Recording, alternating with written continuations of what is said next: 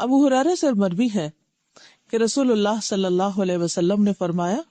جو شخص اللہ اور قیامت کے دن پر ایمان رکھتا ہے تو اس کو چاہیے کہ اچھی بات کہے ورنہ خاموش رہے، اور جو شخص اللہ اور آخرت کے دن پر ایمان رکھتا ہے اسے چاہیے کہ اپنے پڑوسی کی عزت کرے، اور جو شخص اللہ اور یوم آخرت پر ایمان رکھتا ہے اسے چاہیے کہ اپنے مہمان کی عزت کرے۔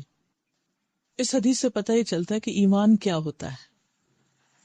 اور ایمان کے تقاضے کیا ہوتے ہیں۔ عام طور پر ہم جب لا الہ الا اللہ محمد الرسول اللہ پڑھ لیتے ہیں اور اپنے ایمان کا اقرار کر لیتے ہیں، یا یہ سٹیٹمنٹ یاد کر لیتے ہیں کہ آمنت باللہ وملائکتہ وکتبہ ورسلہ والیوم الآخر والقدر خیرہ وشرہ والبعث بعد الموت، کہ میں اللہ پر ایمان لایا، فرشتوں پر،